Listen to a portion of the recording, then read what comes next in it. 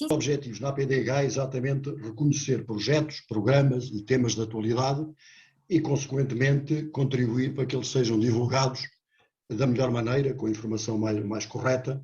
E, neste caso, é evidente que a estratégia de testagem é fundamental e é de atualidade, e porque todos nós entendemos, e sobretudo de modo a analisar esta estratégia de testagem de uma maneira que seja correta para o cidadão, de modo a ele entender o que nós estamos a dizer quando falamos de testes e estratégia de testagem, porque é evidente, todos nós entendemos que um cidadão que compreenda as coisas é um cidadão que vai colaborar melhor.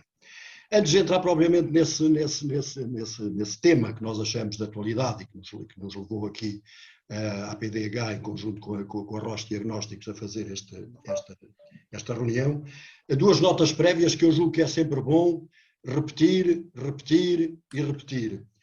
A primeira nota é que parece-me que todos nós estamos convencidos que a vacinação é a melhor arma, a melhor forma que temos hoje de combater esta pandemia. E, portanto, que é importante que as pessoas que se compreendam que vacinar o maior número de pessoas e o mais rapidamente possível, e o mais rápido que for possível, será de facto importante.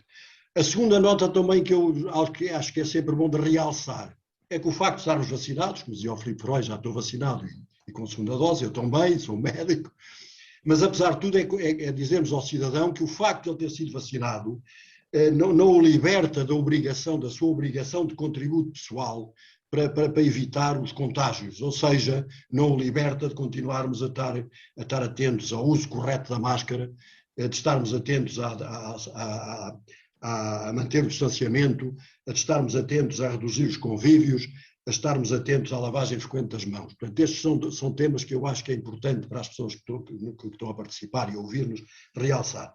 Voltando novamente à estratégia dos testes, julgo que é importante, de facto, nós darmos ao cidadão informações corretas sobre esta estratégia de testagem.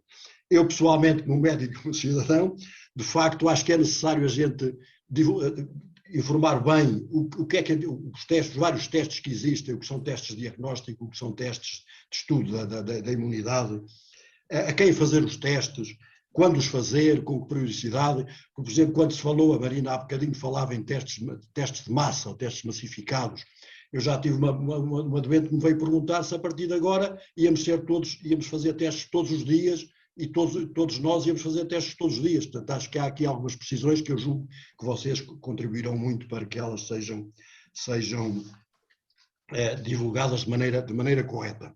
Portanto, esclarecer estes pontos é um dos objetivos que a APDH teve em mente quando resolveu fazer esta reunião.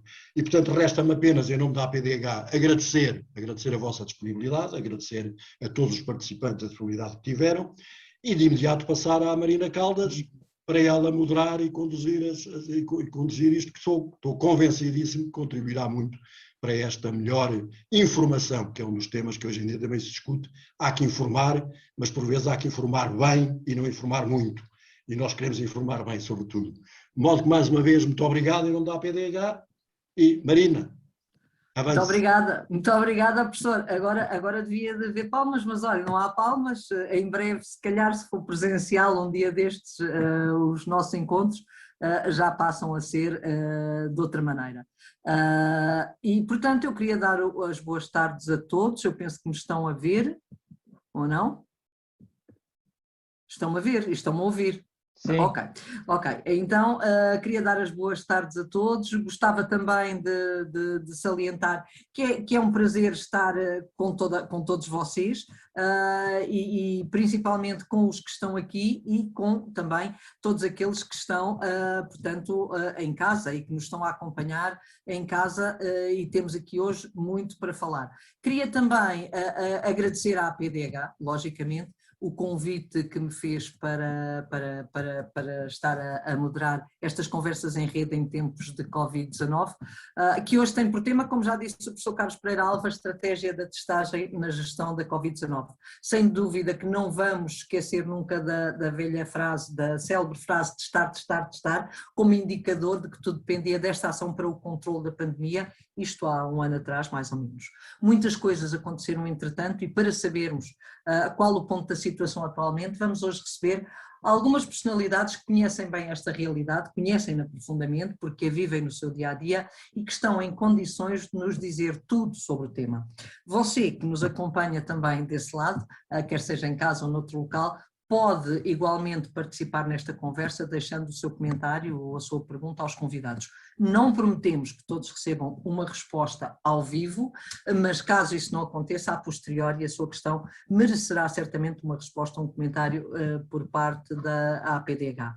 Vamos agora apresentar os nossos convidados. Connosco estão Fernando Almeida, presidente do INSA, coordenador da Task Force da Estratégia de Testagem. Olá doutor, como está? Dr. Filipe Frois, do Gabinete de Crise da Ordem dos Médicos, como está, Dr. Filipe Frois? Também a doutora Eliana Costa, diretora de Laboratório de Serviço de Patologia Clínica do Centro Hospitalar Trás-os-Montes e Alto Douro. Seja bem-vinda, doutora. Connosco está ainda Duarte Santos, vogal da direção da Associação Nacional de Farmácia. Olá, não sei se já chegou, ele não tinha chegado. Estou aqui. Está. Olá, doutor, como está? Bem-vindo também. Dr. Carlos Catalão, diretor de Acesso e Inovação da Roche Diagnósticos, também sejam bem-vindos.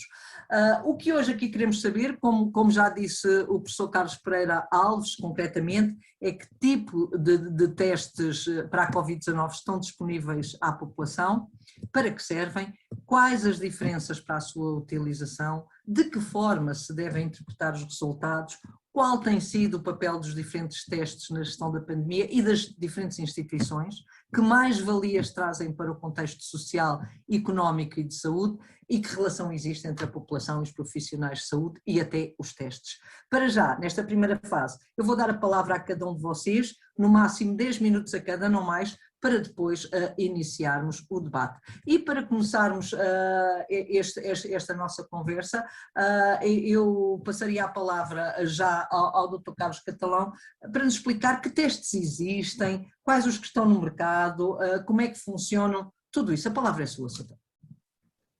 Boa tarde, Marina Caldas, boa tarde a todos. Quero antes de mais cumprimentar os meus colegas de painel e saudar a APDH pela iniciativa, pela moderação do espaço, que todos esperamos contribua para a discussão sobre um dos mecanismos de combate à pandemia e que possamos sair todos mais ricos em conhecimento desta sessão. Antes de responder às suas questões, eu queria dar aqui uma nota que eu acho que é importante, tem a ver com a inovação e tem a ver com a flexibilidade, com duas palavras importantes, que é a inovação a capacidade de inovação que a indústria de diagnósticos fez durante este espaço desde que a pandemia começou. E este esforço foi muito considerável para o desenvolvimento de soluções de diagnóstico. Por exemplo, só para dar aqui um exemplo da empresa que eu represento, a Roche. Num ano normal, a Roche lançaria dois testes para um agente infeccioso. No ano passado, lançaram-se 15 soluções diferentes para o SARS-CoV-2. E eu sei que esta inovação é transversal e que foi fundamental nesta fase pandémica para a adequação da resposta. Bom, qual é que é o objetivo global de tudo isto? Bom, permitir que os governos, que as autoridades de saúde, profissionais de saúde, sociedade como um todo, tivesse acesso a testes de elevada qualidade, de forma a permitir uma melhor monitorização e controle da pandemia. E um suporte para a definição e implementação de estratégias que são fundamentais para uma maior abertura em segurança da própria economia do país. E de facto, durante este ano e meio, nunca se ouviu falar tanto da importância do diagnóstico in vitro, do seu valor, no seu papel, no desenvolvimento de soluções inovadoras, como é o caso do Instituto de hoje. E é com muito orgulho que conhecendo o panorama global desta pandemia, aliás, o que se passa também noutros países e na resposta que é dada noutros países, posso também afirmar que Portugal conseguiu dar uma forte resposta desde o início da crise global de saúde pública.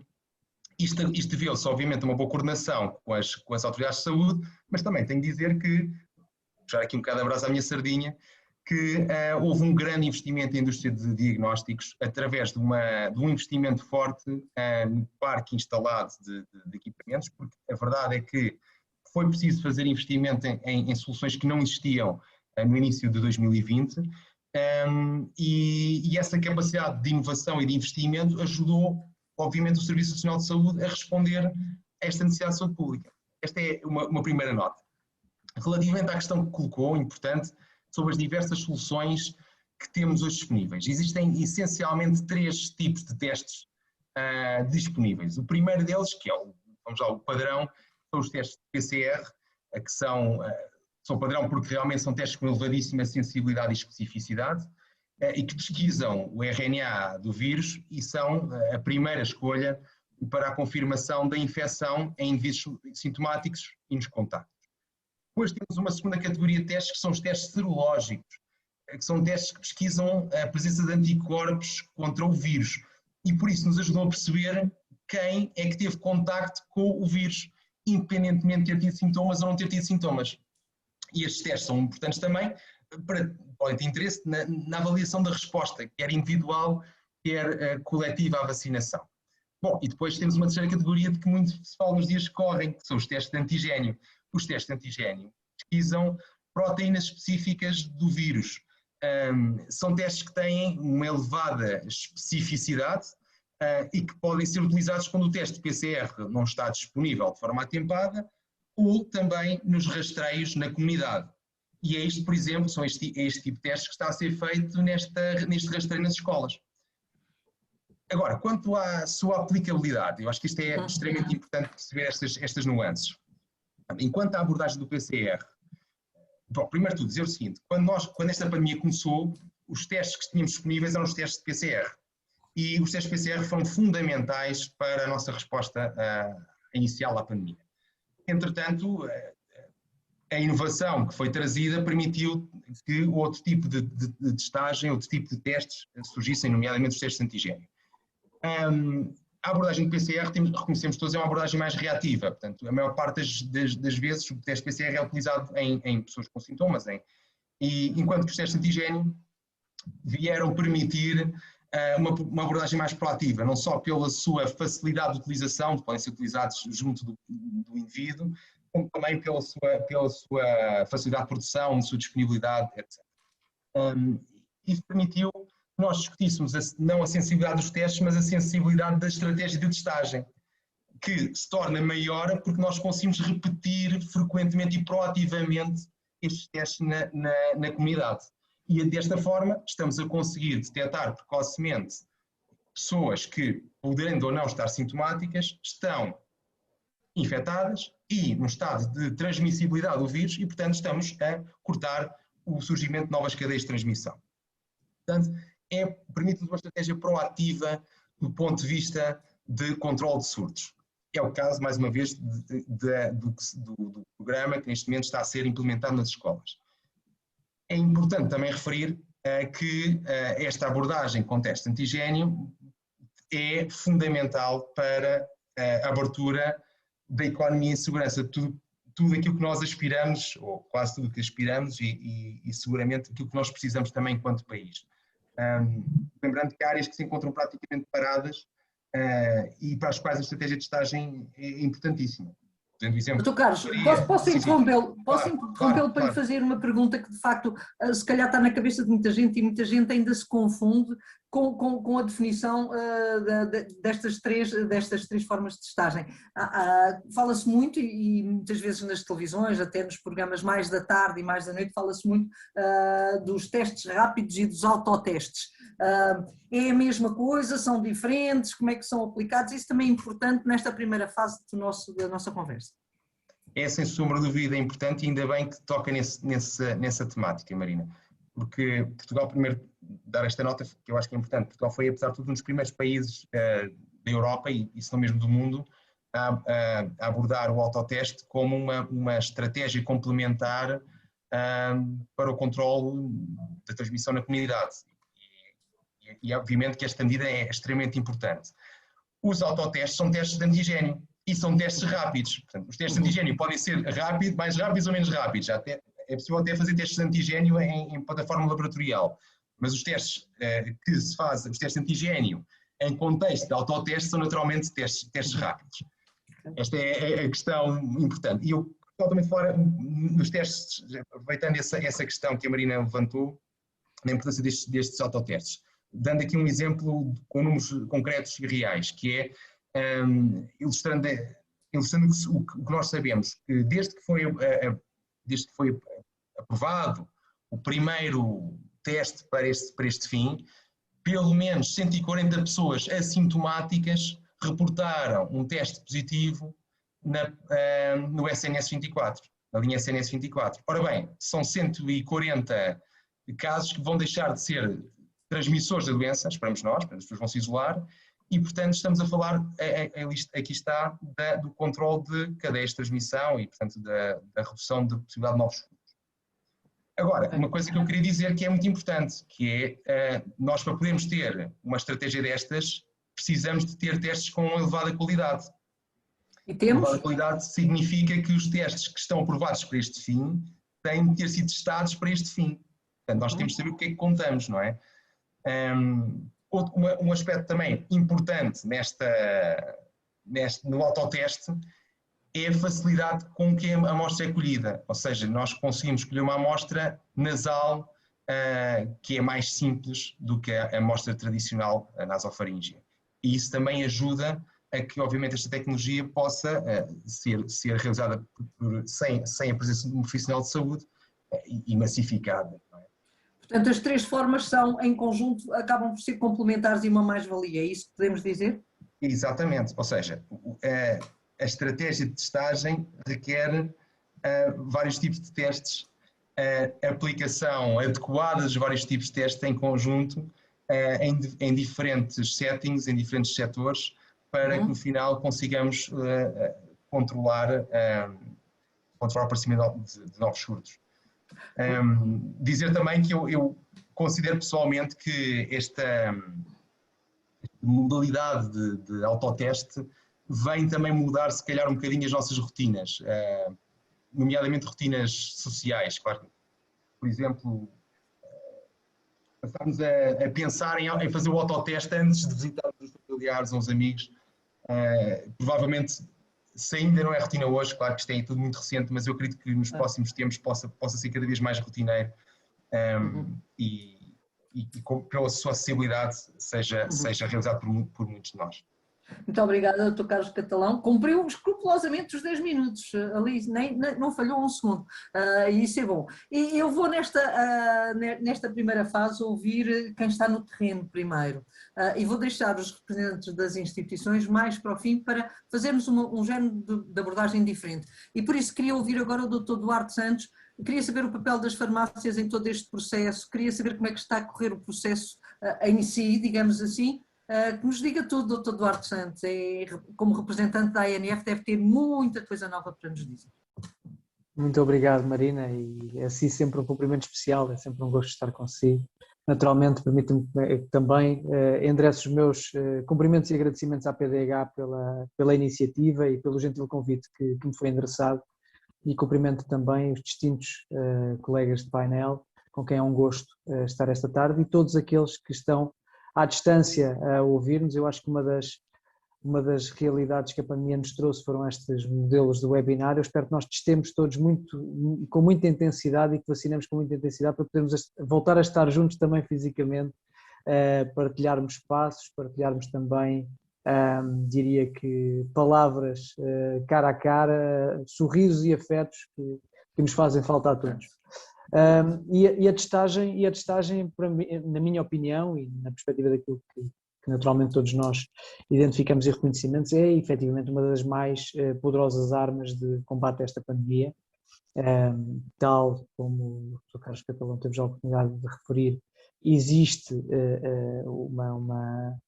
hoje em dia várias soluções e várias abordagens possíveis no âmbito da testagem, cada uma com o seu papel, todas elas complementares, e aquilo que é muito importante é que exista por parte de quem é testado a percepção das diferenças do teste a ser realizado e a noção clara de o que fazer face ao resultado que se está a conhecer. E essa é também, eu diria que é um ponto muito importante, e da nossa experiência profissional, da nossa experiência nas farmácias, a experiência dos farmacêuticos, é muito reforçada por esses pontos. de dizer e de felicitar as autoridades de saúde, a DGS, o INSA, o Infarmed, pelo caminho sólido que tem vindo a ser trilhado no âmbito da definição da estratégia de testagem no combate à Covid-19 e agora naturalmente a Task Force para a testagem, e temos aqui o seu mais alto responsável connosco, porque é uma dimensão de missão muito relevante e eu acho que temos dado passos sólidos, efetivamente, na forma como temos abordado o tema da testagem. No caso das farmácias, nós desde cedo, provavelmente há um ano, estamos muito atentos às características dos testes, desde que começámos a ouvir falar de pandemia, começámos a perceber quais eram as formas que tínhamos de identificar este agente patogénico, e desde cedo que os testes se foram afirmando como respostas. Durante muito tempo o PCR foi e é ainda, como é óbvio, o gold standard, e o teste que pode ter características para a identificação mais abrangente de todas as infecções. De qualquer forma, a tecnologia foi avançando muito rapidamente e a forma como ela tem sido adotada também tem evoluído ao longo dos tempos. E é com muito orgulho que eu verifico que, pela atividade e pela atitude responsável de como as farmácias, os farmacêuticos foram enfrentando sempre a pandemia, o seu papel, perspectivarem qual o seu contributo e olharem para o tema dos testes de forma muito, muito responsável no aconselhamento também dado às pessoas, é com muita satisfação que chegamos ao final do ano 2020, início de 2021, integrando a Estratégia Nacional de Testagem, com a capacidade de realizar testes rápidos de antigênio no espaço das farmácias, realizados por profissionais de saúde, em que se incluem os farmacêuticos comunitários, que são devidamente comunicados às autoridades de saúde, através do Sinav-Lab e também ao INSA, permitindo desta forma que os resultados dos testes realizados nas farmácias possam ser do conhecimento global e permitir também a atuação das equipas de saúde pública, dos médicos de família, que conhecem também os resultados e que acedem ao Sinav-Lab e também através das Trace Covid. E dessa forma, esta realização de testes, fazendo uso de uma rede de prestação de cuidados de saúde, de acesso a cuidados de saúde, que é muito capilar, que está presente em todo o país, Portugal continental, norte a sul e ilhas, com grande proximidade às pessoas, com um número de profissionais por farmacêuticos por farmácia dos mais altos da Europa e, portanto, diria que uma capacidade instalada do ponto de vista técnico e profissional para realizar os testes e prestar o melhor aconselhamento no acesso aos testes, eu acho que é efetivamente muito inteligente por parte das autoridades de saúde tirar partido desta rede tão próxima das pessoas, altamente capacitada, com uma infraestrutura física e tecnológica também adaptada à prestação do serviço e à comunicação dos resultados rapidamente, quer às pessoas, quer às autoridades de saúde. Dizer-lhe que do nosso conhecimento existem em Portugal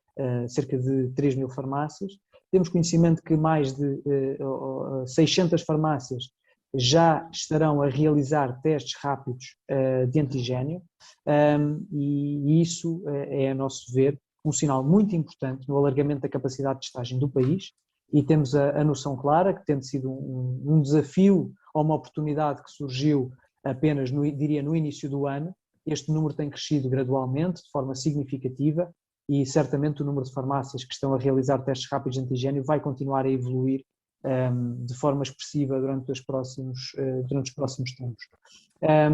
E, portanto, é com muita, diria com muita convicção que é deste contributo de todos, de cada um de nós, cada um na sua área de intervenção, cada um com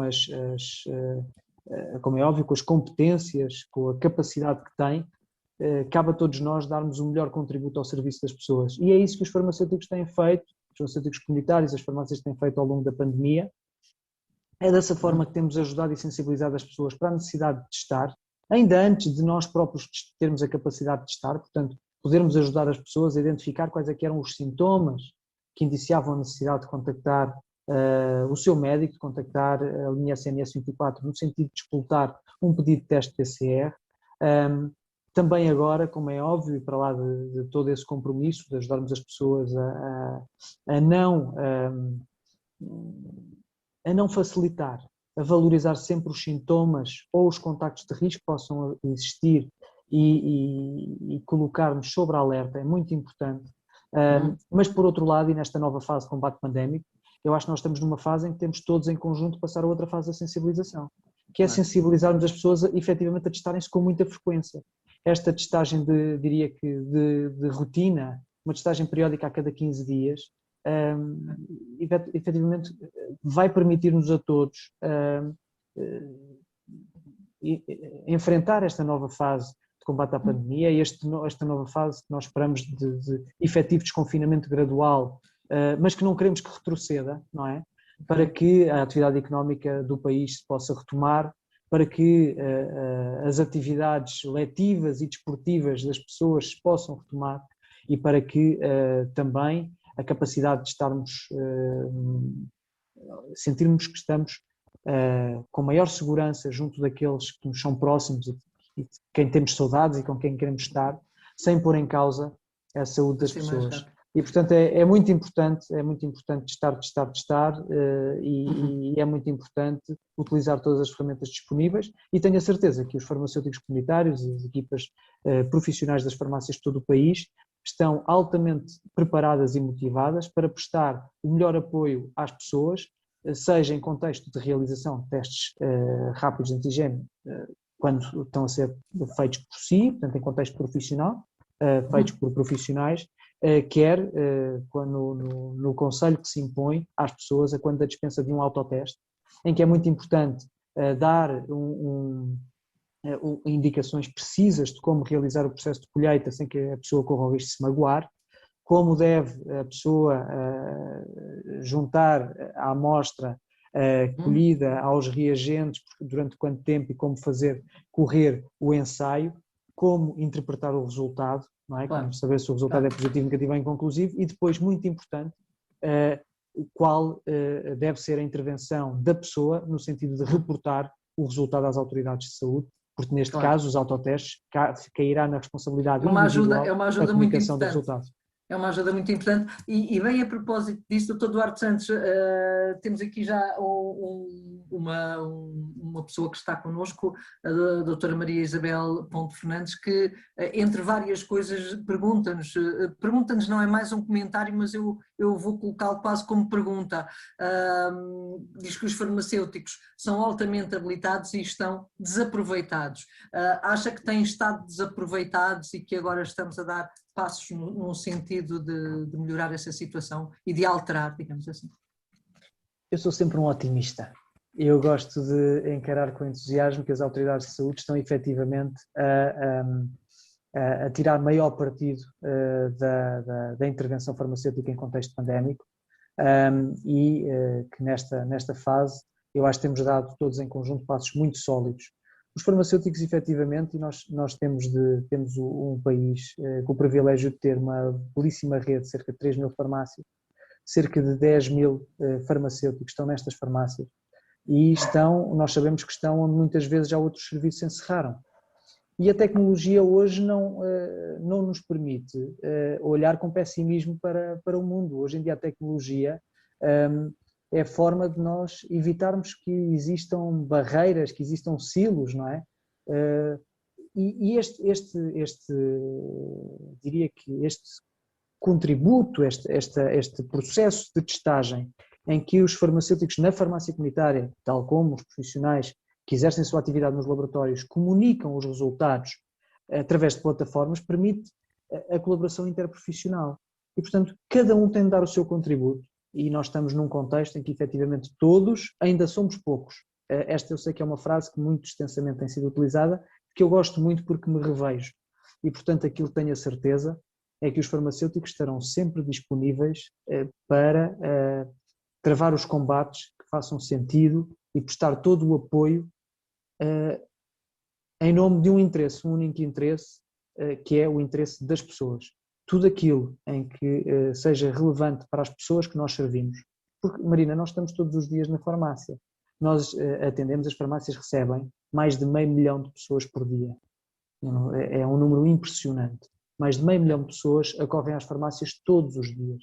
Portanto, tem ali um potencial grande para poder, de facto, transmitir esses conceitos e esses princípios e ajudar, digamos assim, a quem precisa. E temos uma relação de compromisso com as pessoas, claro, Marina, e com os outros profissionais de saúde, como é óbvio. Muito obrigada pela sua apresentação nesta primeira fase, digamos assim. Vamos agora até ao hospital, vamos até Trás-os-Montes e Alto Douro. Doutora Eliana Costa, vamos até ao laboratório e saber, de facto, o que é que tem sido feito neste sentido dos testes, do apoio, da ajuda, como é que tem funcionado o centro hospitalar. Certamente tem também muito para nos apresentar. Muito obrigada a todos. Eu queria, em primeiro lugar, agradecer o convite que me foi endereçado pela APDH e afirmar que é uma honra participar nesta conversa em rede com os restantes intervenientes. O CH-TMAD, o Centro Hospitalar de Trás-os-Montes e Alto Douro, é constituído por 3 unidades hospitalares e, portanto, eu tenho o privilégio de coordenar em rede 3 unidades laboratoriais, que distam vários quilómetros entre si. A unidade de Lamego, a unidade de Chaves e a unidade principal que se situa em Vila Real. Vou neste momento partilhar convosco a minha apresentação.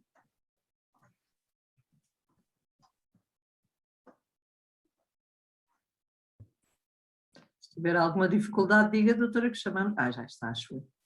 Isso, já está.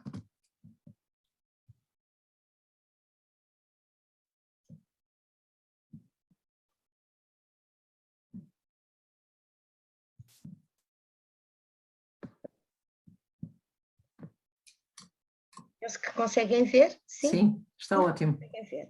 Pronto, portanto, estas conversas em rede, eu vou aplicá-las, vou usurpar o termo em rede, porque foi realmente uma articulação também em rede laboratorial entre os 3 laboratórios e as três unidades hospitalares que fazem parte do CH-TMAD.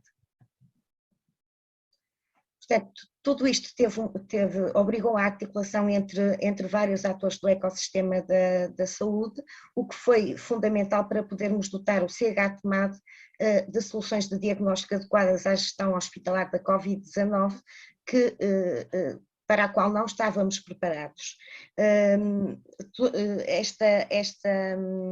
Esta estratégia surgiu mediante um diálogo constante entre os clínicos e o laboratório, sob a coordenação da direção clínica e dos médicos, diretores de serviço e enfermeiros e outros profissionais de saúde que mais estreitamente estiveram e estão e estarão envolvidos no combate a esta pandemia. Portanto, foi também uma estratégia multidisciplinar e em rede, nomeadamente o serviço de urgência, o serviço de medicina intensiva, o serviço de medicina interna, a cirurgia, a anestesiologia, o grupo do PP-Cira e não podia deixar de ser o serviço de patologia clínica, que estávamos ali para ter um diálogo constante também e em rede com os fornecedores dos testes, para podermos dar resposta às necessidades que os clínicos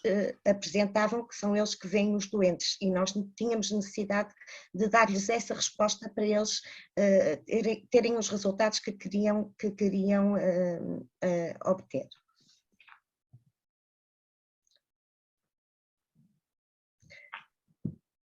Desde muito cedo, muito antes de ter sido admitido o primeiro doente Covid-19 no Centro Hospitalar de Trás-os-Montes e Alto Douro, e até mesmo antes de ter havido a notificação de o primeiro caso de Covid-19 em Portugal, o Serviço de Patologia Clínica esteve em coordenação com o Serviço de Gestão de Informação, com o Serviço de Informática, para estabelecer uma série de protocolos que eram hipotéticos na altura, mas que prevíamos que mais cedo ou mais tarde teriam que ser implementados no nosso centro hospitalar.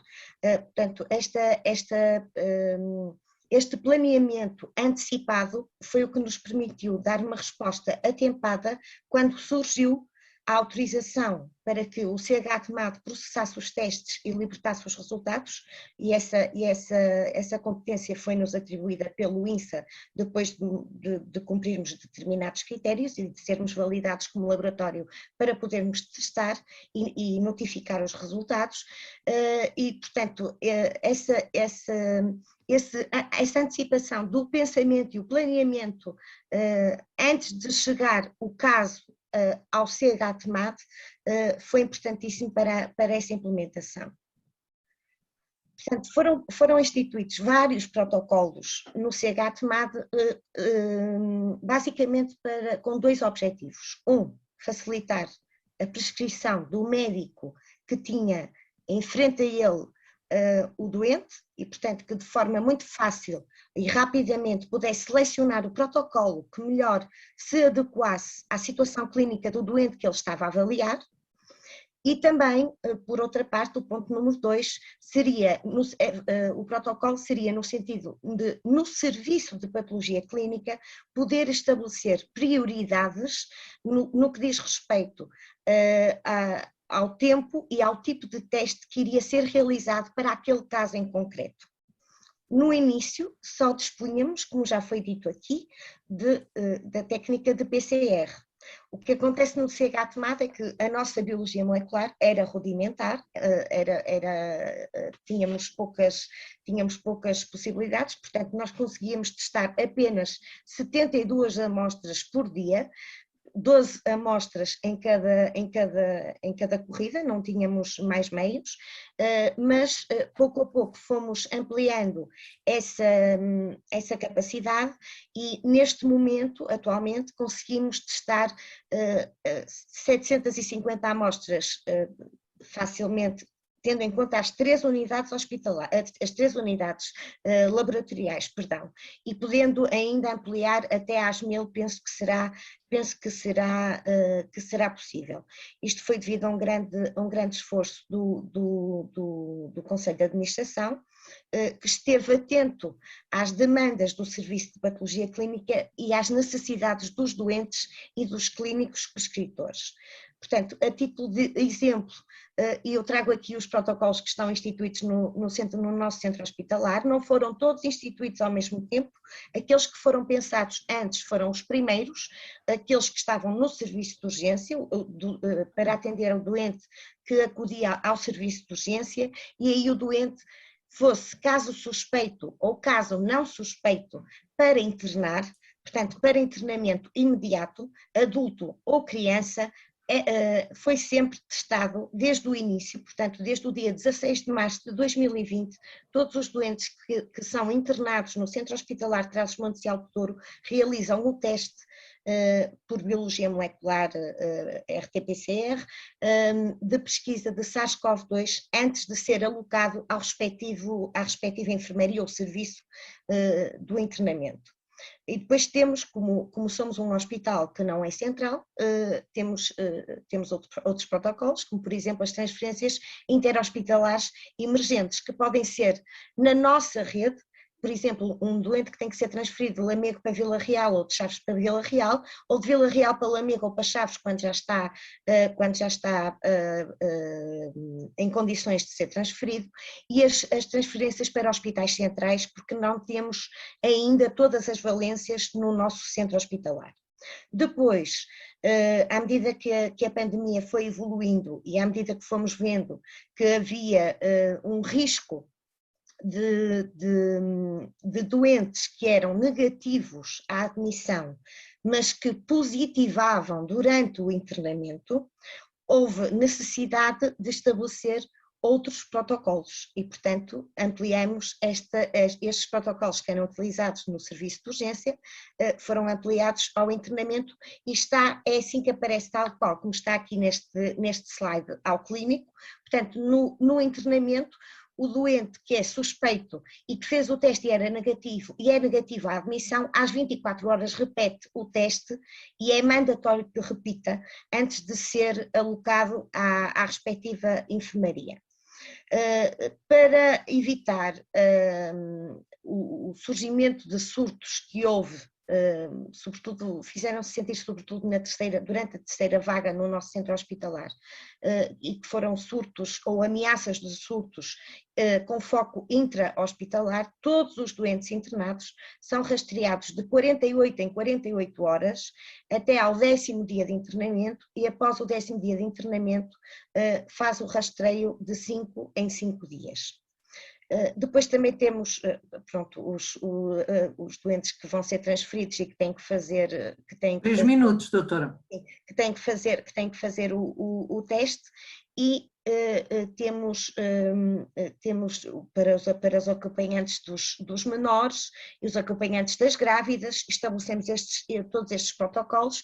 E por último, falar não só dos testes de biologia molecular, que dispomos, os rápidos e os da biologia molecular clássica, mas também o doseamento dos anticorpos, que se tornou particularmente importante agora, por exemplo, na monitorização da resposta imunológica às vacinas aos profissionais de saúde. Portanto, foram estabelecidos protocolos diferentes para os que receberam a vacina da Pfizer, outros para os que receberam os da AstraZeneca, e temos também o teste do antigénio, que nos falou o Dr. Carlos Catalão há pouco, que é utilizado, não é muito utilizado no CH-TMAD, mas é utilizado no caso de uma suspeita de um surto intra-hospitalar, para testar o maior número de profissionais e de doentes num curto espaço de tempo, e portanto ter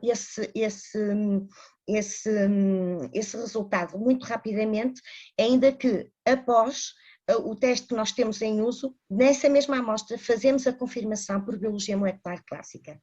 Queria deixar uma palavra de agradecimento a todos os que tiveram a amabilidade de me ouvir, e mais uma vez obrigada.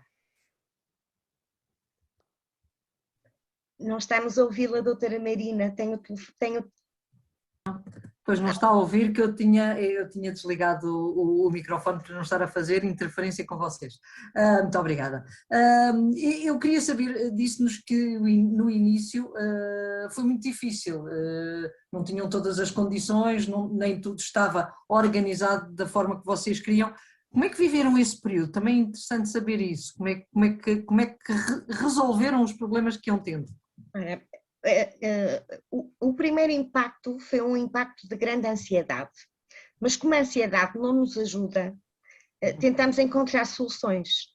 Portanto, para passarmos as 72 amostras que eu falei inicialmente, que eram processadas no CH-TMAD, eram de doentes emergentes, que não podiam esperar pelo resultado que era enviado. As outras amostras eram enviadas para outro laboratório. Foi o Centro Hospitalar Universitário São João que nos deu apoio nessa primeira fase para processar todas as outras, porque nós conseguíamos processar apenas 72. Foram dotados também o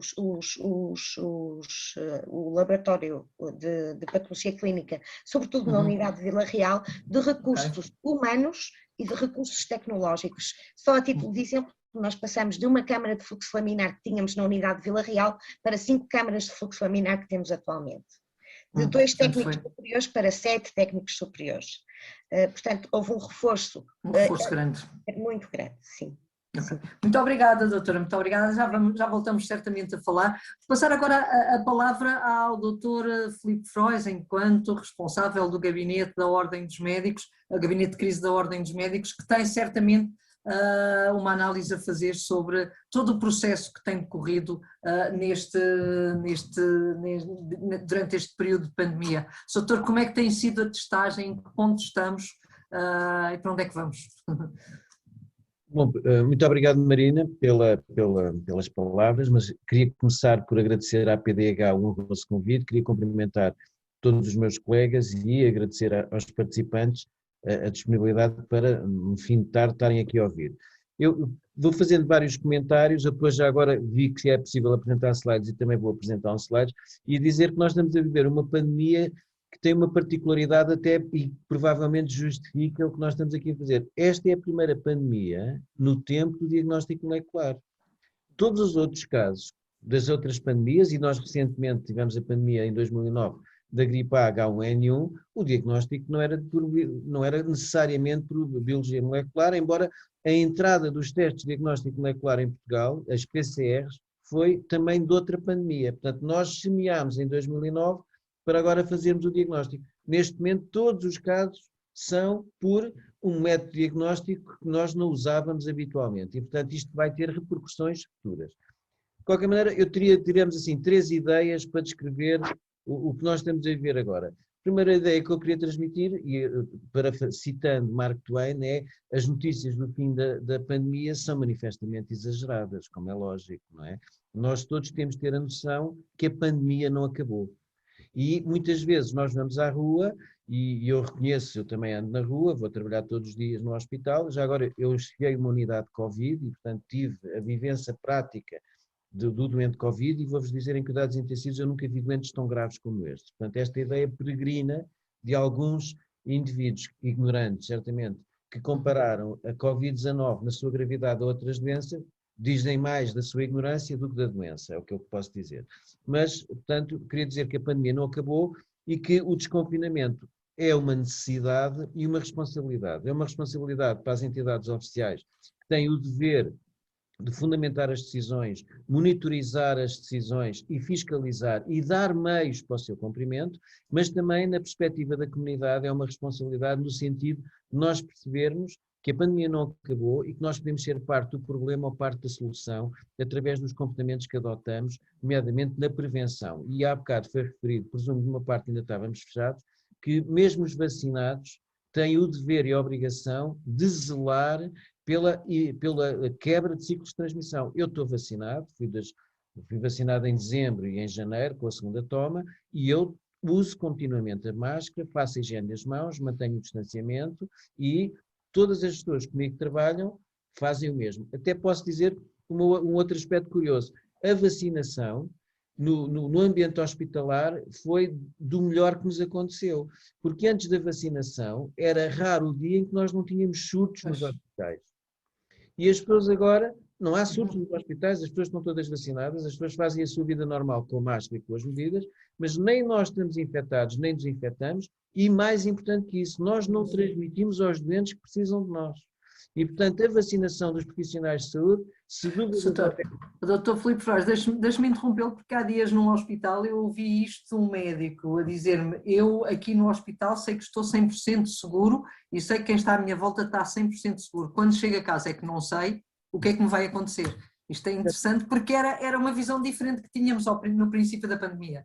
Mas olha, e já agora um outro dado também para dizer a esse meu colega, o facto de nós irmos para os nossos domicílios vacinados também diminuímos o risco de transmissão nos nossos domicílios. Portanto, a primeira ideia é a pandemia está aqui e está aqui para durar, mas tem uma nova forma de apresentação. E é aqui esta nova forma de apresentação que eu pedia para partilhar o meu slide, que é um slide que eu até apresentei recentemente na SIC Notícias, na terça-feira, quando fui lá, que é para nós percebermos que nós vamos ter um aumento dos números de casos, é evidente, mas temos uma diferença. Nós temos uma diferença. E uma diferença é que nós, neste momento, eu diria que temos 3 faixas etárias com diferentes manifestações da forma de apresentação da pandemia. Este dado eu fui buscar, é o que vinha na capa do Expresso da semana passada. Eu gosto de coisas que saem, é claro que depois escrevi aqui umas coisas para perceber. O que é que nós vemos aqui? Isto são dados relativamente ao período de 29 de março a 4 de abril, eram os últimos dados disponíveis. Nós vemos neste momento, temos 3 grandes grupos epidemiológicos em Portugal. Nós temos as consequências da nova variante e da abertura das escolas no grupo até aos 20 anos, e temos aqui um dado extremamente curioso, que é o pico da incidência entre os 5 e os 9 anos, fruto da abertura da atividade escolar do primeiro ciclo, associada à variante inglesa. As pessoas dizem assim, tivemos azar com o aparecimento da variante inglesa. Nós tivemos azar com a variante inglesa, como todo mundo teve, mas tivemos a sorte de só aparecer agora, porque se a variante inglesa tem aparecido antes, a situação era muito mais catastrófica. E depois temos onde encontrávamos a gravidade. A gravidade estava acima dos 60 anos e era responsável por mais de 90% dos óbitos e uma parte muito significativa dos internamentos. Eu posso dizer, na minha unidade, nós tivemos óbitos, já tivemos óbitos a partir dos 80 anos, nos doentes que nós seguimos, e tivemos doentes internados dos 50, 60, 70. E o que é que nós vemos? vemos de uma forma muito clara que a epidemiologia da doença mudou e que as pessoas onde estava a gravidade, neste momento estão protegidas. A mais dos 60 anos, nós temos neste momento uma zona de passaporte contra a gravidade que foi conferida pela vacina. E isto tem implicações nas decisões de desconfinamento que nós estamos a tomar. Onde é que nós nos devemos centrar? É entre os 20 e os 60 anos, que é aqui que neste momento está a transmissibilidade. Portanto, nós temos uma zona de transmissibilidade entre os 20 e os 60 anos, que já não tem o impacto que tinha anteriormente, porque a gravidade está protegida. E, portanto, nós temos neste momento uma fase da pandemia diferente da fase que motivou fundamentações de comportamentos e de decisões oficiais com base em critérios que se mudaram.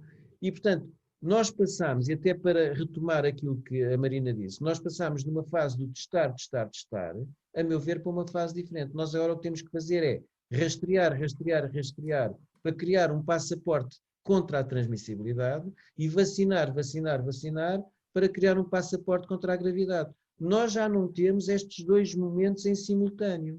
Nós já separámos a gravidade da transmissibilidade. E isto significa que a pandemia, neste momento, é diferente, e isto significa que nós não podemos continuar a raciocinar com os mesmos critérios que utilizávamos antes. E, portanto, o rastreio agora aqui, o que é que significa? O rastreio aqui significa que é a ferramenta essencial para nós identificarmos as pessoas que mantêm a doença na comunidade e que a perpetuam. Portanto, a transmissibilidade é combatida pelo rastreio. O rastreio é o passaporte para o desconfinamento. É assim que eu vejo as questões. E, portanto, o teste de rastreio é fundamental para o desconfinamento, com uma grande vantagem, é que nós podemos ter transmissão na comunidade sem ter a gravidade associada, porque estas pessoas estão vacinadas. E isto é um dado curioso que nós vemos agora, quando nós analisamos a atividade que fundamentou a terceira fase do desconfinamento, nós vemos que houve 3 ritmos, mas faltou aqui uma análise fundamental, que foi qual é a percentagem de internamentos em cada um desses concelhos. Porque faltou a gravidade. Porque eu posso ter muita transmissão, mas se não tiver gravidade, a minha atuação é diferente. Senão, se eu só basear-me na transmissão para confinar, eu arrisco-me a ter de confinar neste momento o país quando tivermos gripe, porque temos atividade gripal enorme. Portanto, nós temos que perceber que com a vacina separamos os 2 momentos da pandemia, a transmissibilidade da gravidade. É evidente que há aqui variáveis na transmissibilidade que têm que ser ainda devidamente enquadradas, que é, há pessoas de grupos de risco dos 20 aos 60 anos que temos que acautelar, e há um outro aspecto muito importante, que é, mesmo as infecções ligeiras podem ter sequelas a longo prazo, e portanto nós devemos ter muita prudência, e nos hospitais, já agora posso-vos dizer, nós começamos a estar cheios de sequelas de Covid. Nós temos, depois do Covid, já agora não é para abordar nesta situação, mas o pós-Covid significa 3 pandemias. A pandemia do não-Covid, do atraso, a pandemia das sequelas do Covid que tivemos e a pandemia da pobreza que isto condicionou. E, portanto, estava-vos a dizer que tinha as 3 ideias. A primeira ideia, a pandemia está aqui. A segunda ideia, a pandemia é diferente. E a terceira ideia é que os testes e o rastreio são o passaporte contra a transmissibilidade, são o passaporte para o desconfinamento, associado, como é lógico, à adesão maciça e à compreensão das pessoas pelas medidas. E, portanto, neste momento, os testes são um fator crítico e chave. E estou aqui à sua disposição, vou deixar de partilhar o ecrã. Pronto? Ok, doutor. Muito obrigada, doutor Filipe Frois. Diga-me uma coisa, relativamente aos testes, nós temos os testes de que precisamos para de facto fazer esse trabalho de rastrear. Eu acho que essa tudo pergunta... aquilo que temos ao nosso dispor chega, é bom, é suficiente, está em condições de avançar, como é que é? Eu já sei que vou perguntar isto também ao Dr. Fernando Almeida, lógico.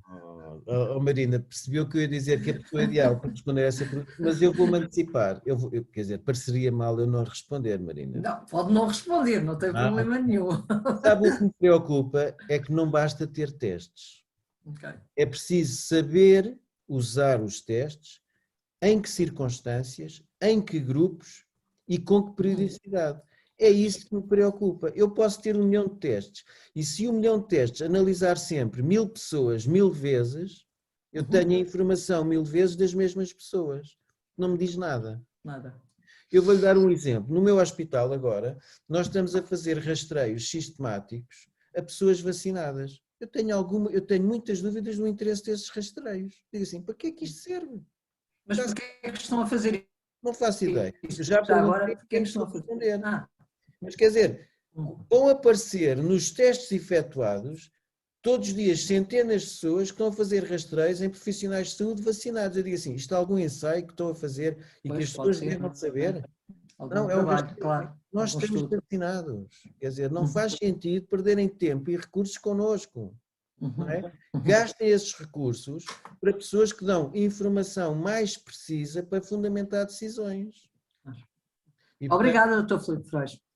Já deixou para o Dr. Fernando Almeida. Fez com certeza, já deixou de certeza que o Dr. Fernando Almeida já está mortinho para lhe responder, mas eu vou-lhe passar a palavra, ainda não começámos na altura das perguntas e respostas, e aliás temos imensas perguntas e respostas de quem nos está a ouvir, que certamente não vamos conseguir responder a toda a gente, mas agora vou dar a palavra ao Dr. Fernando Almeida enquanto responsável, digamos assim, da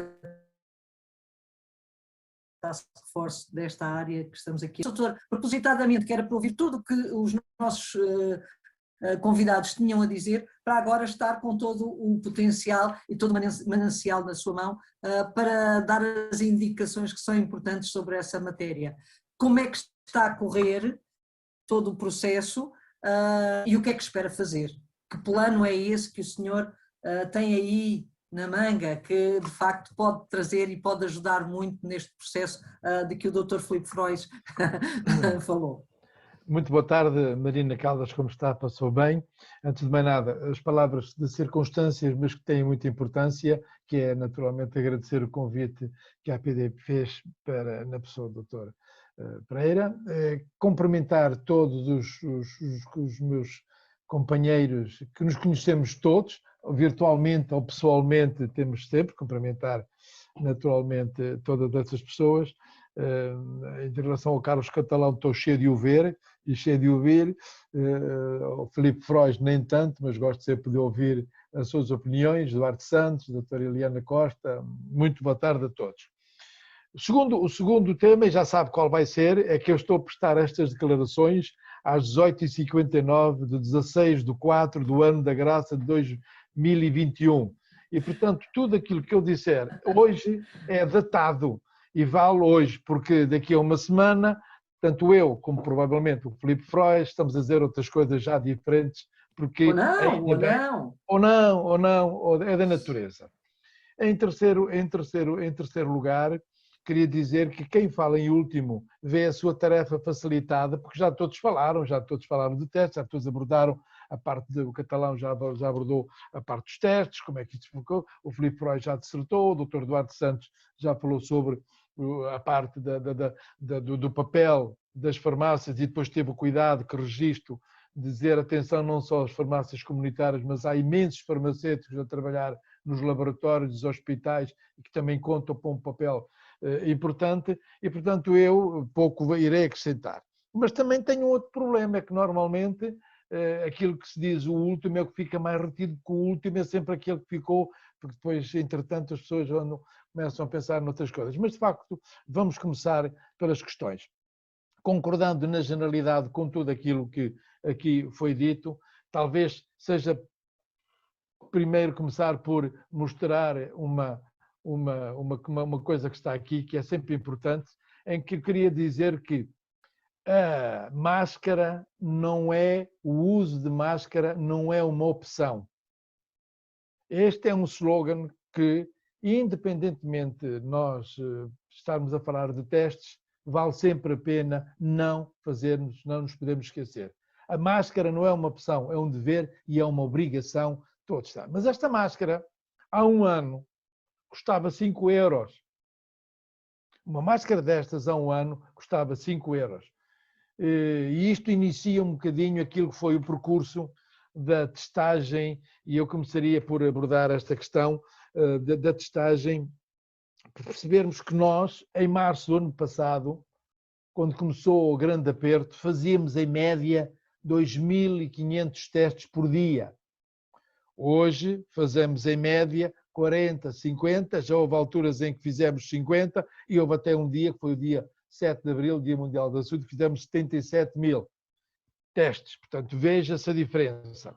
Nós fazíamos por mês, no mês de março, 80.000 testes no mês de março. Hoje fazemos 1 milhão, já fizemos 1.600.000 no auge desta terceira vaga, ou terceira onda, como quiserem, e já fizemos quase 10 milhões de testes. E isto é o seu caminho. Este caminho faz-se investindo, faz-se percorrendo, faz-se com sacrifício de todos os profissionais, como todos os profissionais o fizeram, não só na área do diagnóstico, mas também na área dos cuidados intensivos. E o Filipe Frois é um caso exemplar nessa área, em que também houve claramente um esforço enorme de todos, no sentido de percebermos qual era a melhor alternativa para tratarmos os nossos doentes com o máximo de qualidade o mais rapidamente possível. E também na área laboratorial houve investimentos. Eu não estou aqui a propagandear, mas a doutora Helene Costa ela própria falou da evolução de fazerem 40 testes por dia, 72 testes. Lembro-me que a doutora Eliana Costa e a presidente do Conselho de Administração me telefonavam desesperados por zaragatoas, porque não havia zaragatoas no país, e lá iam zaragatoas daqui. Lembro-se de outro tipo de teste, Carlos Catalão, que me perdoou, mas havia os testes do Ginexper, que era o drama do Hospital de Trás-os-Montes, e as coisas foram-se recompondo e nós tivemos alguma felicidade, devo confessar, porque a primeira onda, de facto, não foi tão avassaladora quanto esta última, e foi, de facto, aí tivemos sorte.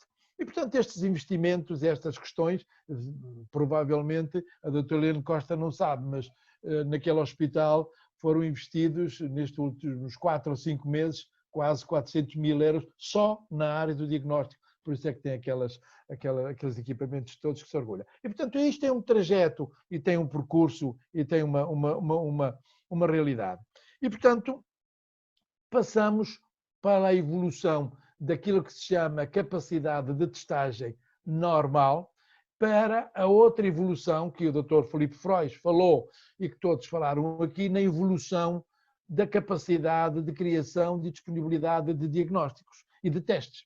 O drama antigamente, e o Dr. Catalão sabe que todas as semanas tinha reunião com o Instituto Ricardo Jorge, porque queríamos à força que o famoso Covas tivesse mais testes, porque o Dr. Filipe Frois, e eu estou a utilizar uma imagem, peço desculpa ao Filipe, uma imagem de estilo, uma figura de estilo, estava sempre a dizer que queria mais testes, e portanto era um drama que hoje em dia isso desapareceu porque o mercado começou a funcionar. E a investigação teve aqui um papel fundamental. A investigação teve um papel brutal na capacidade de libertação de testes. Agora temos muitos testes e é preciso um outro princípio, temos que ter critérios no teste, na testagem, para não fazermos testagem sem critério.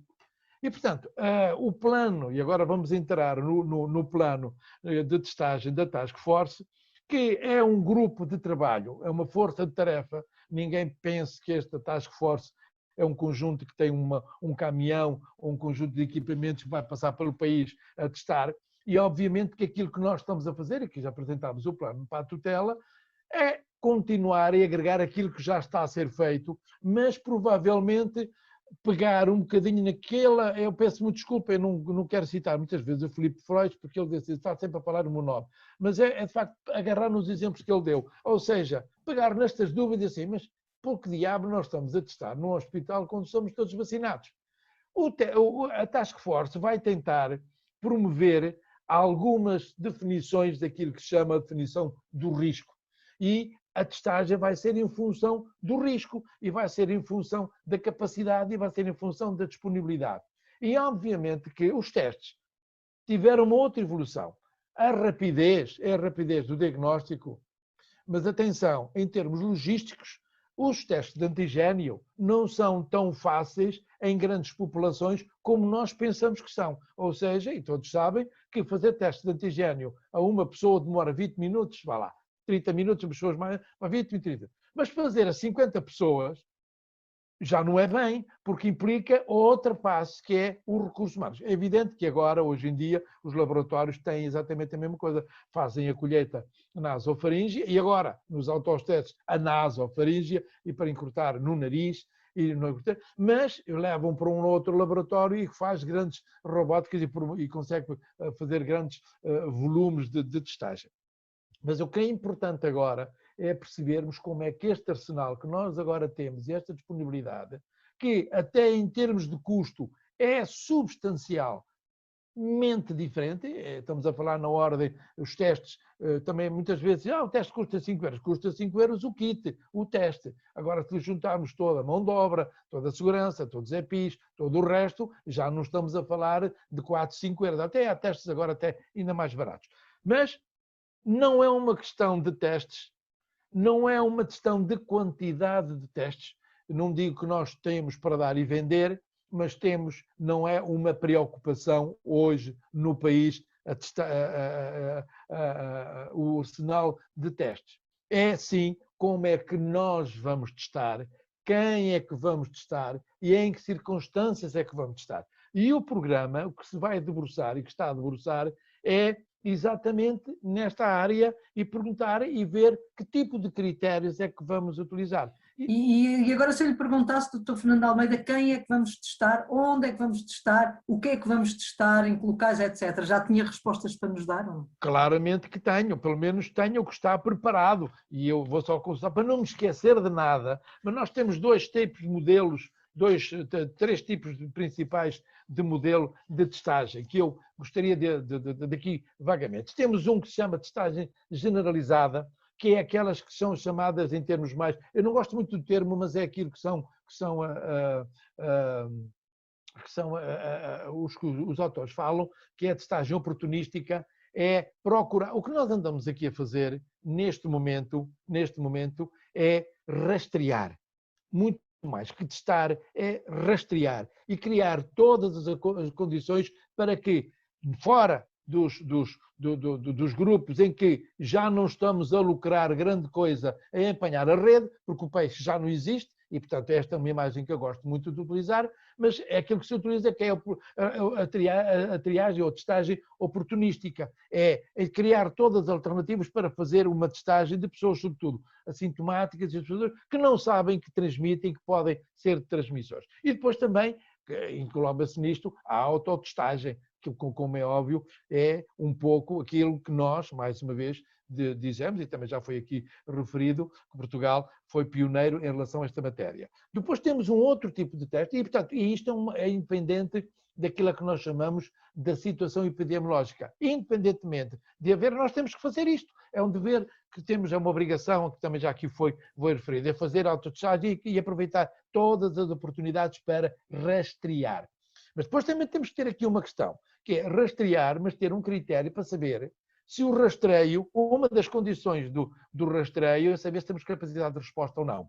E essa tem que ser acompanhada. Temos capacidade de resposta. Neste momento é a altura mais que adequada para testar, rastrear, porque estamos ligeiramente, diria eu, não quero ser otimista, como também já aqui foi dito, não sou otimista, eu estou ali entre o realista e o otimista, mas neste momento temos que convir que a situação está bem mais leve do que esteve há um mês atrás. E, portanto, os serviços têm alguma capacidade de resposta, porque um rastreio, um dos principais rastreios, quando se faz um rastreio, seja em que outro contexto for, por exemplo, o rastreio do cancro, Portanto, o cancro da mama, por exemplo, Sim. não vale a pena, não me adianta nada fazer um rastreio de cancro da mama se não tivermos capacidade de resposta e dizer, olha, a senhora tem um cancro, então, e agora, olha, pronto, isto não é um rastreio, o princípio epidemiológico do rastreio tem que estar associado a uma capacidade de resposta. O Filipe Freud já falou nas ondas, eu depois tenho mais 2 ou 3 ondas para juntar àquelas que falou, da saúde mental, das doenças crónicas, de outras doenças que ficaram para trás, que não puderam ser tratadas. Temos outras, também tivemos a onda dos peritos, e o Filipe Freud, que é um bom perito, sabe o que é que eu quero dizer. Toda a gente fala de teste, eu nunca vi tanto epidemiologista, nem tanto virologista a falar, mas isso será tratado noutra situação, mas para não fugir daquilo que está, até porque Mas o que é urgente neste momento, doutor, que setores, digamos assim, é que é urgente rastrear? É implementar toda esta testagem generalizada, em parte de fazer testagem programada, ou seja, escolher situações onde devemos rastrear e selecionar o que é que devemos rastrear. Põe-se em questão. Não, nós estamos a continuar a rastrear a Rede Nacional de Cuidados Continuados. Vamos ver até quando, se a partir do momento em que 100% das pessoas estiverem vacinadas e acontecer a mesma situação, felizmente está a acontecer,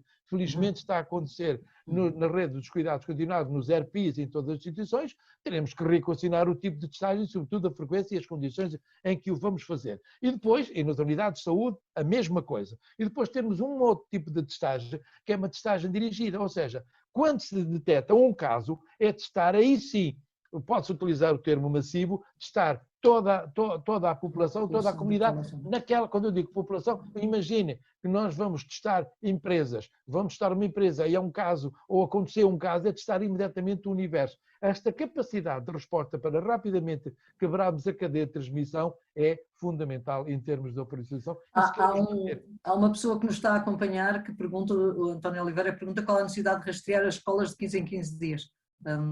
É importante rastrear as escolas de 15 em 15 dias ou não? Olha, é importante rastrear as escolas de 15 em 15 dias e aqui podemos falar da periodicidade, não é? Neste momento, de acordo com as orientações epidemiológicas, nós não podemos fugir muito desse sistema porque este plano de testagem está muito relacionado com uma questão que se chama norma 019 e é uma norma que nos acompanha sempre, que é a definição estratégica da Direção-Geral da Saúde em relação a esta matéria. Mas poderá haver mudanças da periodicidade. E aqui a periodicidade é de acordo com a realidade epidemiológica. E, portanto, isto são conjecturas que não podemos fazer como se fosse uma métrica igual para todas as instituições. Tem sempre a ver com duas questões. É o contexto e a realidade epidemiológica. É evidente que as escolas provavelmente têm um fator associado de risco porque os alunos é suposto irem para casa, é suposto irem para outros ambientes, não estão internados, não estão confinados. Portanto, esta testagem deve ser maciça e deve ser frequente, até percebermos a evolução epidemiológica e o contexto em que estamos inseridos. Ok, muito obrigada, Dr. Fernando de Almeida. Eu tenho aqui muitas perguntas, temos muitas dúvidas das pessoas que estão connosco e dúvidas muito concretas, digamos assim, muito práticas. Uma delas, e eu vou juntar algumas em 2 a 2 e vou pedir para que me vão dando respostas e vamos vendo quem é que está mais apto a dar-me estas respostas. Uma delas vai ser, vou juntar 2 em 1 e vem de pessoas anónimas e a pergunta, uma é que teste usar nos rastreios, é a primeira, e a juntar a esta uma outra que tem a ver com isto. Autotestes são reportados às autoridades de saúde ou fica ao critério do doente? Não sei se quem é que me quer responder a isto, Dr. Carlos Cartalão, talvez. Quem é que se sente mais apto para responder? Eu acho que vai tudo calhar a mim, mas pronto. Se calhar é. Por Fernando Almeida. Está bem, depois não diga que eu não sou seu amigo, Dr. Carlos Catalão. O Filipe Freud também pode. O Filipe Freud também pode dar uma ajuda. Desculpa, não ouvi. Eu sou um dos famigerados peritos da norma 019, daqueles indivíduos da norma. Ai, é o senhor! E dou a cara. Portanto, Poderei também, se for necessário, Tá bem. intervir. Obviamente. Ok. Não, mas então eu falarei, o Filipe Frois, como eu sei, Depois que comenta colaborou, também. que colaborou Claro. na norma como grupo, como também o Sim, sim. Instituto, e queria só fazer aqui um enquadramento. A norma 19 é a nossa carta de marear. Todo o programa da operacionalização de testagem tem como referencial a norma 019. Porque tem que haver aqui uma coerência. Imagino que eu estou a fazer um programa de rastreio nas escolas e a norma aparece e diz outra coisa diferente. É uma baralhação que ninguém entende. Portanto, tem que haver aqui uma ligação muito forte e o Filipe sabe que está a haver essa ligação com a Direção-Geral da Saúde. Aliás, o programa, de acordo com o despacho, é feito pelo INSA e pelo núcleo coordenador, com a colaboração do núcleo coordenador, mas foi feito substancialmente com a colaboração do INSA, o IFARMED e, sobretudo, também a Direção-Geral da Saúde, nesta matéria, obviamente, tem a sua capacidade. Testes de rastreio, eu diria, o que houver, mas preferencialmente testes de antigênio, por várias razões, para facilidade, a capacidade mais rápida de o fazer e a outra questão é o custo que é incomensuravelmente mais inferior. E depois, sempre que houver um teste de antigênio positivo, aí passa-se para a obrigatoriedade ou para o dever de fazer essa confirmação, com PCR. E eu depois não me quero esquecer da complementaridade dos testes. Marina, ontem falámos disso, que é muito importante não abandonar os testes de PCR, porque depois ficamos aqui um bocado preocupados, ainda não falámos destas variantes. Sim. Variantes. Quer responder também? Ou Os autotestes devem ser reportados, não devem? Quer que passe isso para o Dr. Filipe? Os autotestes já estão a ser reportados. Aproveito para dizer que já não são 144 ou 140, já foram reportados 188, portanto isto está sempre em evolução, já foram reportados a SPMS 188, e aquilo que eu peço a todas as pessoas é este princípio que eu acho que é fundamental, e acho que as pessoas que me estão a ouvir vão perceber. Não me venham cá dizer que nós, em termos de civilidade, não estamos a portar bem. Nós estamos a portar exemplarmente. Vejam o que se passa nos outros países. Nós estamos a portar. É evidente que há exceções, como em tudo. Há exceções, como em tudo, e, portanto, temos que respeitar. Agora, quem está há um ano confinado praticamente, com esta fadiga da pandemia, sem poder beber uma cerveja, uma cervejinha na rua, sem poder. Eu estou a dar isto como um exemplo. Não é? Desculpa, isto é um exemplo de maturidade das pessoas e das populações que eu tenho que registrar. Se estas pessoas estão a dar este exemplo, por que raio não hão de ser elas próprias a fazer um autoteste e a responsabilizar-se por isso? É evidente que nós temos que compensar o autoteste pela repetição do autoteste. E aqui tenho uma ideia, não sei se é muito igual à do Filipe Frois, que é, não vale a pena estar a testar... Para ser rápido agora, doutor, Pronto, desculpa. Não, diga lá essa ideia. Um autoteste pode não ter muita sensibilidade, pode haver erros, pode ser falsos negativos, mas se nós o testarmos muitas vezes, essas dificuldades da sensibilidade da especificidade são ultrapassadas pelo fator frequência, certo? A outra coisa que eu também queria dizer em relação ao autoteste, um teste não é cura nem é segurança. Dá-nos alguma tranquilidade, mas não nos podemos confiar se eu estou negativo, posso ir à vontade. Mantenho todas as regras e todas as medidas de confinamento. Dr. Filipe Frois. Olha, 2 ou 3 comentários rápidos, já sei que também estamos a chegar ao fim. Autoteste para mim ainda tenho aqui muita pergunta. É um sinónimo. O autoteste para mim é um sinónimo de cidadania, de responsabilidade individual. Portanto, quer dizer, porque obriga a pessoa, se der positivo, a declarar esse resultado. E nós sabemos que há pessoas que, pelo medo, pelo risco das consequências e pelo impacto que isso pode ter na sua vida pessoal e profissional, não o declaram, muitas vezes sem adotar as medidas de transmissão e de controle de transmissão essenciais para o momento que nós estamos a viver. Portanto, o autoteste é importante, mas nós temos de ter a noção que o autoteste é um sinónimo de cidadania e responsabilidade individual.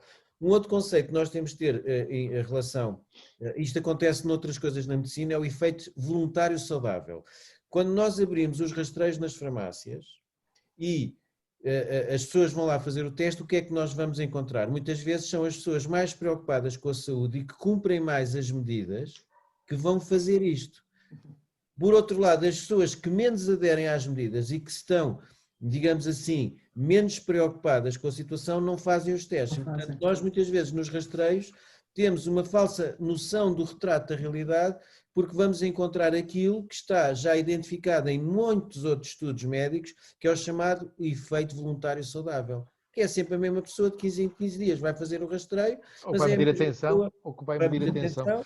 Exatamente, mas é a pessoa que usa máscara, lava as mãos, não vai a sítios com aglomerados de pessoas e vai lá para confirmar que está a fazer tudo bem. É o voluntário saudável. E, portanto, nós temos que ser mais ativos e ultrapassar esta situação. E é por isso, e há aqui uma pergunta que diz qual é a necessidade de rastrear as escolas de 15 em 15 dias.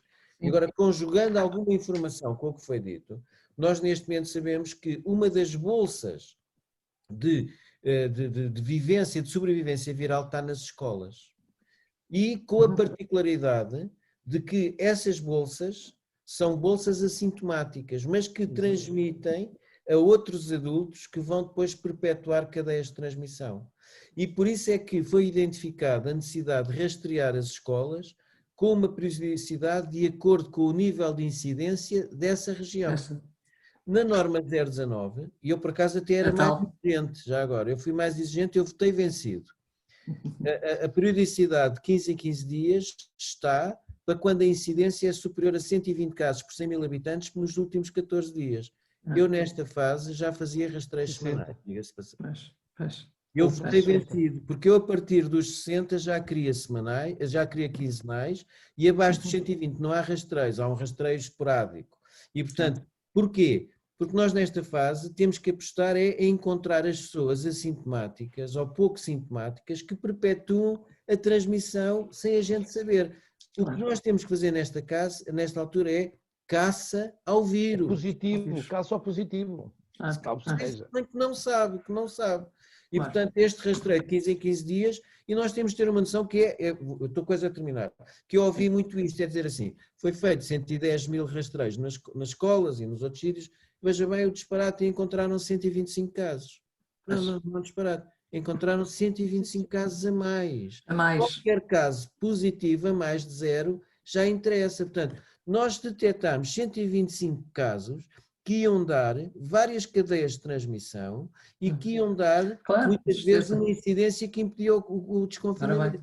Portanto, o objetivo do rastreio na Covid é que nós, à medida que caminhamos na evolução, é termos 0 casos. Se tivemos 125, foi 125 casos. Foi 120 casos a mais. Só para Marina, diga. Mais. Eu estive na consulta terça-feira, que eu também tenho consulta, tenho bancos, essas coisas, estou de saída de bancos já agora.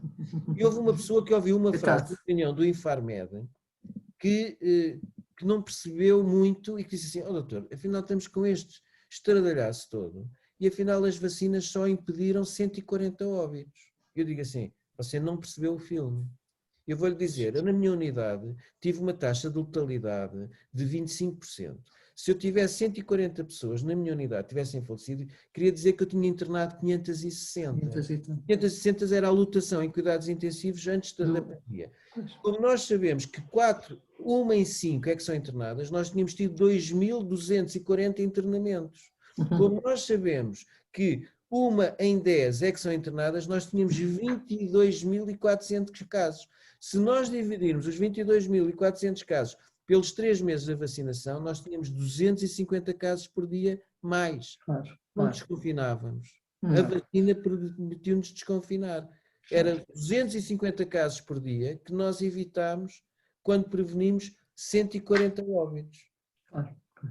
Muito obrigada, doutor. Completa. Peço desculpa, muito obrigado. Nada, muito obrigada. Eu tenho pena de não ter mais tempo. Temos aqui perguntas tão interessantes que de facto fazia sentido. Esta pergunta, vou dirigi-la ao Dr. Duarte Santos e quase que sei qual é a resposta, mas pronto. Ela vem do Dr. Delfim Rodrigues, que é administrador hospitalar.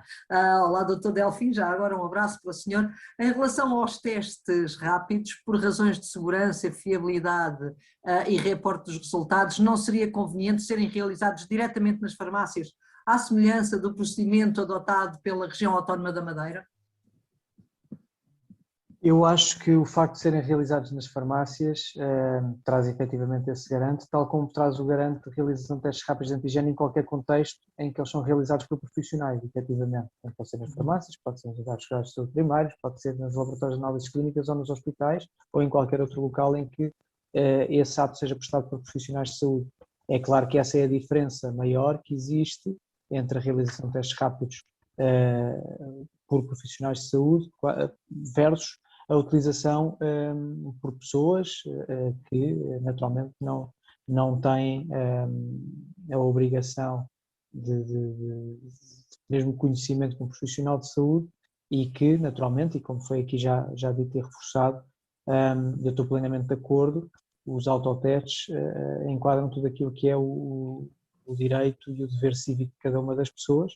No caso da realização de testes profissionais de saúde, a esse acresce a obrigação de comunicação às autoridades e, portanto, é claro que existe acho que há uma diferença clara, inquestionável, independentemente disso e também respeitando e entendendo diria, o pioneirismo da iniciativa em Portugal, da presença de autotestes nas farmácias, é algo que nós acolhemos com sentido de dever e assumindo que há aqui também um compromisso profissional de prestar todo o aconselhamento no ato de dispensa e, claro, também faremos sempre o nosso melhor esforço no sentido de sensibilizar as pessoas no ato de dispensa de um autoteste para a necessidade de comunicar os resultados de acordo com aquilo que esteja estipulado pelas autoridades de saúde. Muito obrigada, doutor. Doutora Eliana Costa, uma questão para si, não sei se me sabe responder, senão lá irei outra vez também ao doutor Fernando Almeida, mas eu acho que sim, que sabe. Faz sentido rastrear pessoas que já tiveram Covid há mais de 90 dias? Na minha opinião, sim. Faz sentido rastrear depois dos 90 dias, sempre e quando que o resultado deverá ser bem interpretado. Nós, neste momento, rastreamos doentes que já tiveram Covid há mais de 90 dias e disponibilizamos os CTs ao médico requisitante, quer dizer, os ciclos de amplificação do teste. Isto porquê? Porque podem ser resquícios de infecção viral prévia que permanecem na árvore respiratória e que não são partículas ativas, como poderá ser uma reinfecção, por exemplo, por uma das estirpes variantes que estão agora a circular.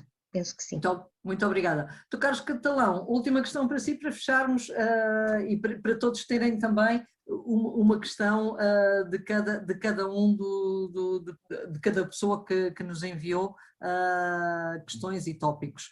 A questão da prescrição dos testes, quais exigem prescrição médica? Sabe-nos dizer o passo? Não, quer dizer, os testes de PCR continuam a requerer prescrição médica, enquanto que os testes de antigênio, principalmente os testes rápidos, podem ser efetuados sem prescrição médica. Okay. Isto é importante. Eu já agora queria aproveitar este bocadinho de palavra só para o seguinte, só para completar algo que o Dr. Fernando Almeida e o Dr. Filipe Freires há bocado falaram sobre a responsabilidade do reporte dos testes positivos. Eu também queria falar da responsabilidade do teste negativo, que é, os testes de antigênio são testes de transmissibilidade da doença. O facto de eu ter um teste negativo não significa que agora estou à vontadinha, quer dizer, eu tenho de saber quanto que tenho uma duração de X horas, poucas horas, não chega a um dia, em que de facto eu estou mais ou menos seguro. A partir do dia seguinte eu terei de repetir eventualmente outros testes se tiver de fazer outro tipo de encontro ou de contacto. É muito importante que as pessoas percebam isso, o que é que vale também o teste negativo. Positivo, naturalmente, reporte, teste negativo, atenção também. Ok. Dr. Fernando Almeida, queria dizer qualquer coisa para fechar, não é? Era só para aconselhar as pessoas, há uma circular conjunta, Direção-Geral da Saúde, Infarmed e Instituto Ricardo Jorge, que é a circular número 1, em que dá exatamente, a circular conjunta, em que dá exatamente as orientações sobre que tipo de profissionais é que podem fazer os testes de antigênio. Eu sinto grupado médicos inscritos na ordem dos médicos, médicos dentistas na ordem dos dentistas, farmacêuticos, enfermeiros, biólogos, pessoal técnico competente, com capacidade para fazer estes testes, está bem? Era só para dar. Ok, muito obrigada. E No ponto são 19h29, e já não vou colocar mais nenhuma pergunta, porque senão ultrapassávamos o tempo e, portanto, assim cumprimos à risca.